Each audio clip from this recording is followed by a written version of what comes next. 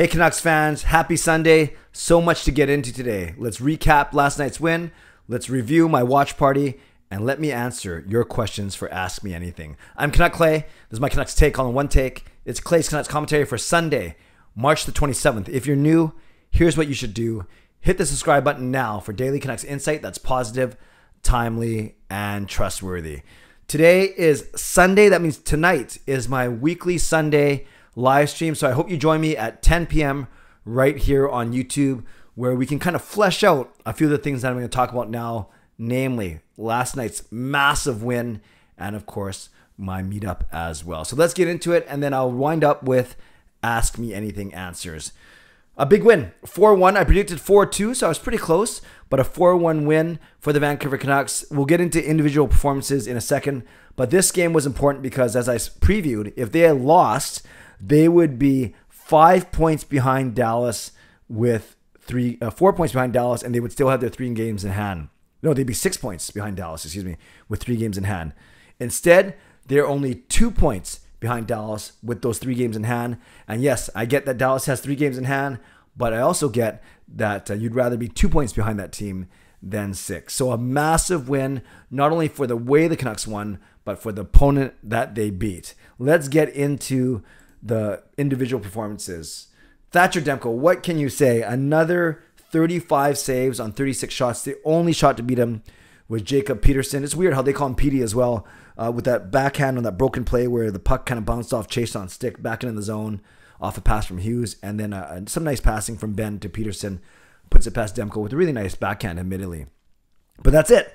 That's the only shot that beat him. Now, there are about 3 or 4 others that could have beat him or did beat him, but went off the post. And I'm thinking about that crazy scramble in the third period where, with 8 minutes left, where he made 5 saves, and I think 3 of them were with no stick. Another 1 or 2 hit the post. So it was a 40 seconds of absolute mayhem, 40 to 50 seconds of absolute mayhem in the Canucks zone. But yes, Demko was outstanding. He was so good, and he's so calm, whether he's making scorpion saves, glove saves, blocker, chest, head, pads, whatever it is, always giving the Vancouver Canucks a chance to win, and that's what he did last night. Pettersson, 2 goals. His wrist looked fine. One of them was a one-timer on the power play. The other one was backing up Joe Pavelski and putting it through his legs. Both excellent shots. One was the first one was a slap shot. Second one was a wrister, but both of them showing that his wrist seems very good. Be nice for him to get the hat trick, but he doesn't worry about that kind of thing. Also, I thought JT Miller was strong again. A goal and an assist. Always a leader. So 2 points for him in 22 minutes. Pettersson had 2 points in 18.5 minutes. And we're continuing our trend of our best players scoring points. Garland had an assist. Miller had 2. PD had 2. And Horvat had 1. So again, 4 of our top 6 getting points, which has been the trend recently. 3 of our 6 defensemen got points. Shen, Ekman Larson, and Hughes. Also, like the Canucks special teams, they went 1 for 2 in the power play. You'd love them to get a few more chances, but they went 1 for 2. And then they killed off all 3 Dallas power plays. So a great night when it comes to special teams for the Canucks. One thing I noticed, obviously, Lockwood, not bad, 8 minutes. Richardson, only 9 minutes. And Patan, 8.5. So those 3 guys were not really seeing the ice a lot in the third period as the Canucks forged ahead to their 2-1 lead and then tried to protect it. So that means Podkolzin, Chason, and Lamico got a few more minutes than Richardson, Lockwood, and Patan. But overall, a great win, and it was so much fun to see this win with about 33, almost 3 dozen of my friends at Monkey 9. So let's talk about that real quick. Thank you to everyone who joined me at Monkey 9 last night. A lot of fun. We had trivia. We had a Kahoot game in the first intermission. We had some prizes in the second intermission, some prizes after the game. Not much of a post-game show, but I'd rather spend the time just going around and meeting and talking to people. And I felt like I was able to connect with everyone that was there, which is awesome. And yeah, thank you to Monkey 9 for hosting the event. Maddie, our awesome server, Jeremy, the general manager, and for donating prizes, including golf and tickets. Also, thanks to Jason Lim of Van City Experts, as always, for not only coming, which was awesome, but for also sponsoring one giveaway as well for a pair of tickets. And I'm going to try this real quick. I'm going to try and name everyone that was there because I want to thank you all, even if you're not watching this. But if you are watching this, I want you to know that I do appreciate you. So I'm just kind of going to go by table. In the far left, it was Walter and Brianna and Amanda. Then we had Mark, Adam, and Paul. Excuse me, I was going to say Chonger, but Mark, Adam, and Paul. Then we had Steph, Chris, Avery, and Ileana, along with Patrick. Then we had Joey, Laura, Lucas, Justin, Andrew, Parker, Derek, and Elfrin. Thanks to all of you. Then at my table, it was my family, of course. And then we had Jason Lim, my brother Jason, Ryan Barker, Sean's girlfriend Fernanda. I know Andrea Vidal, Asia, and Arya stopped by. So I think that is everyone. So thank you. I listed about 30 people there. I appreciate you. It wasn't too big, but it was kind of manageable. And I got to connect with all of you.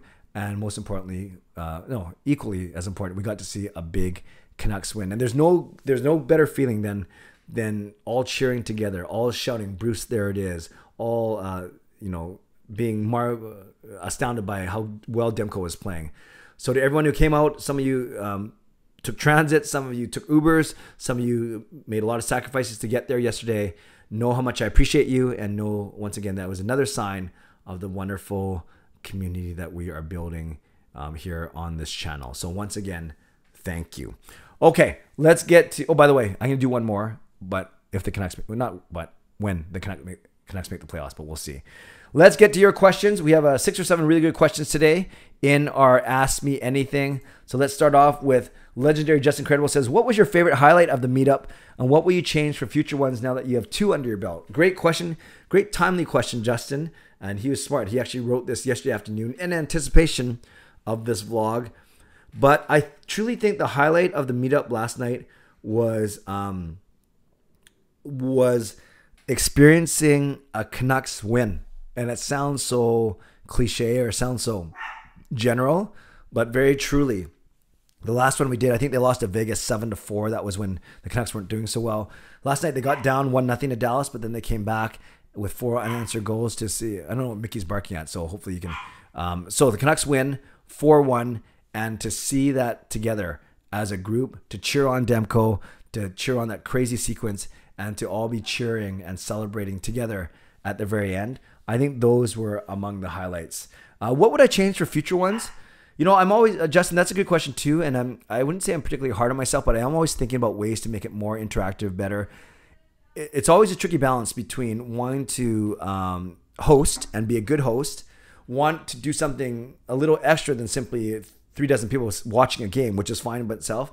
But I do want to connect with people as well. And that was kind of my dilemma, is I didn't do a post-game show for my YouTube channel because I wanted to, more importantly, interact and focus on the people that were there. And I think that was a really good decision. So what would I change? I think I would constantly reevaluate. Was the Kahoot fun? I think so, but is that a good use of our time? Do I give people more mic time, or do I kind of just let people hang out, and that's what they want to do, is hang out with fellow Canucks fans? So I don't know if I'd change that, Justin, but that's something that I would definitely contemplate for the next one for sure. Squad Videos, Tristan says, "I hope you're having a great weekend so far. My question is simple. Do we still have a shot at making the playoffs?" We do, but we got to go about like 11-4 in our last 15 games, so not impossible. Who will be our top scorer? I think regular season it's going to be Miller, and I think in the playoffs, if we get there, it will be Miller as well. And if we don't make it this season, will we make it for sure next season? I sure hope so, Tristan. And thanks for a wonderful rest of your day. Keep up the amazing work. I'm a huge fan for life. Thank you, Tristan. I appreciate you. Asked some really good questions. Yeah, let's stay positive, but let's also recognize that we dug ourselves a pretty deep hole back in October, November, December. Top Shelf, what are some strengths of the Canucks that you've seen so far this season? Are there any things that the Canucks excel at over other teams? Well, I think they have a top 10, if not a top 5 goaltender in the league in Thatcher Demko. So I think that's the first thing that stands out to me. I think another thing that the Canucks do well is, I've seen it in the past 3 or 4 games, is they're starting to find ways to unleash the scoring of the top 6, i.e. Pettersson, Miller, Horvat, Pearson, Garland, and Besser. So I think that's one thing that Boudreau's done. He's kind of opened up the game a little bit. My brother Jason and I were talking about the fact that they seem to cycle the puck a lot better now when they're offensive zone. That's something I've noticed, and especially my brother Jason noticed over the past couple months. So I think those are a couple things, but really, I don't think they excel in anything defensively or a penalty kill or anything like that. Power play, I do like their movement. It's a lot more, it's predictable, but it's still more dangerous now. But I'd say if I had to say two things that the Canucks do well, I think is obviously Thatcher Demko. He's been awesome. And I do like the way that the top six is getting more ice time and getting more creative.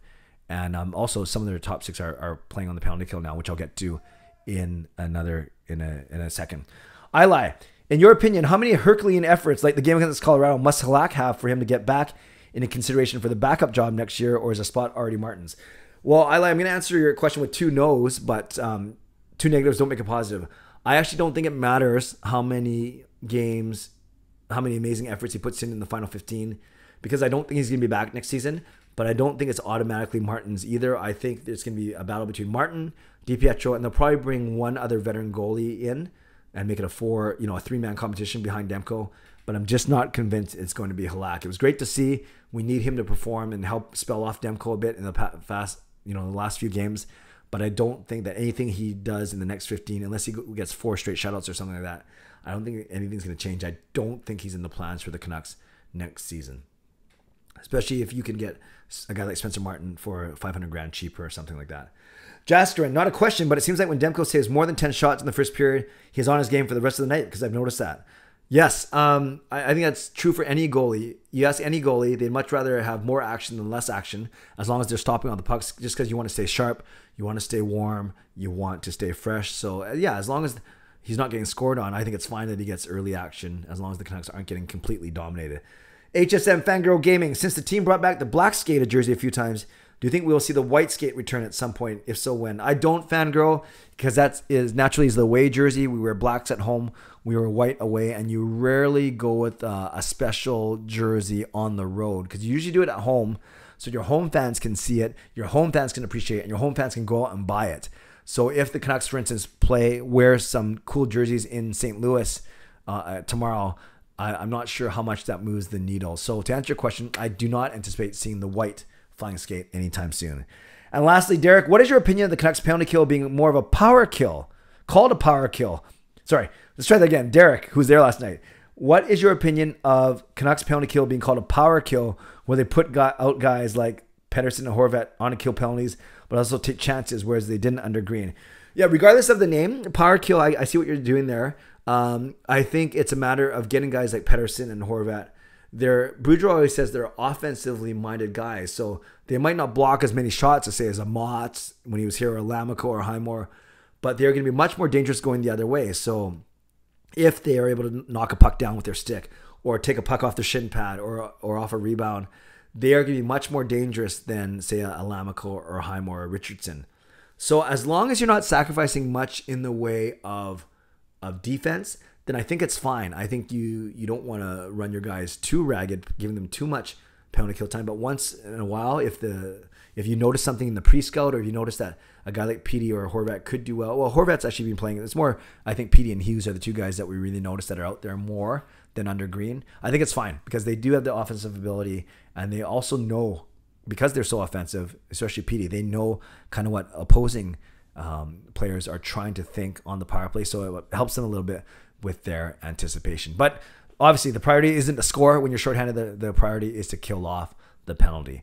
Okay, guys, excellent questions. Thank you for giving all those.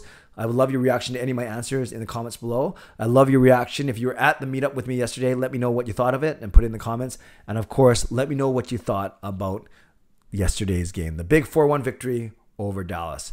Join me tonight, 10 p.m. for my weekly Sunday live stream. Would love to chat with you more at that time. In the meantime, I want to give a shout out to my sponsors, Perform and Transform, personal training and weight loss. Sign up now for a free 7-day trial. Use the link in my video descriptions. And to Van City Experts Real Estate Group, contact Jason Lim and his team for all of your real estate needs. And shout out to legendary Lucas Gates, legendary Justin Credible, legendary Andrew Chang, all three who were there yesterday. So awesome. And Hall of Fame members, Jens95, Sim Alexander, Chris Seifert, Adam Broomfield, Shannon Hollingworth, HSM Fangirl Gaming, Smooth Groove, and Carol Bovenlander. Thank you for your support as always. And thanks to the support of all members of all levels. You are listed in my video descriptions. If you want to become a member of the CCC Crew, press the join button underneath this or my videos, or the memberships tab on my YouTube channel. If you made it this far, 15 minutes in, type the word crazy in all caps. That refers to John Shorthouse referring to the Demko sequence yesterday, saying, "This is crazy." So type crazy. Maybe it's crazy that we did the meetup, and maybe it's crazy that the Canucks still have a playoff chance. Type in the word crazy if you made it this far so I know that you made it until the very end. Okay, friends, stay safe, stay healthy. Subscribe if you like to. Like this video if you like to. Become a member, upgrade if you like to. And leave a comment down below if you like to. Stay safe, stay healthy. Take care of yourselves and take care of each other. I will see you tonight at 10 p.m. God bless. Go Canucks Go.